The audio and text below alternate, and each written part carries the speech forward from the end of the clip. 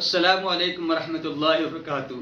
بہت سی بہنیں، بہت سی ماؤں نے، بہت سے میرے دوست احباب، بہت سے شاگرد مختلف شہروں سے، مختلف ممالک سے مجھ سے ایک سوال کر رہے ہیں۔ یہ جو عرفہ کے دن ہیں جس پہ اللہ پاک نے قسم اٹھائی ہے والفجر ولیال عشر، یہ 10 راتیں، یہ 10 دن بڑے ہی مبارک ہیں۔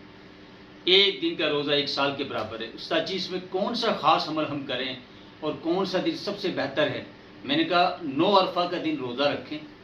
سب سے پہلے تو 9 عرفہ کے دن آپ صلی اللہ علیہ وسلم کی حدیث مبارکہ، ایک سال جو گزر چکا اور ایک سال آنے والا، جس آنے والے سال کے اللہ پاک گناہ معاف کر دیں گے، تو اس کا مطلب یہ ہو کہ ایک سال تک مزید آپ زندہ رہیں گے، ٹھیک ہے؟ تو 9 عرفہ کے دن روزہ رکھیں، صلاۃ التسبیح پڑھیں، اور اس دن کوشش کریں کہ فجر کی نماز پر سورہ یاسین، سورہ فتح پڑھیں، درود پاک کوشش کریں 1000 سے لے کے 3000 پڑھیں۔ 3 کام آپ کر لیں، روزہ رکھ لیں، صلاۃ التسبیح کا عمل ہو، ہر گناہ آپ کا صلاۃ التسبیح سے معاف ہوگا، اور درود پاک آپ پڑھیں، تو انشاءاللہ اگلے سال کے اندر ایک سال نہیں گزرے گا، نبی پاک صلی اللہ علیہ وسلم کی آپ کو زیارت ہو جائے گی۔ تو میری تمام دوست احباب، مجھے سننے والے، دیکھنے والے، 9 عرفہ کے دن خاص اہتمام کریں، روزے کا، درود شریف کا، اور صلاۃ التسبیح کا۔ السلام علیکم ورحمۃ اللہ وبرکاتہ۔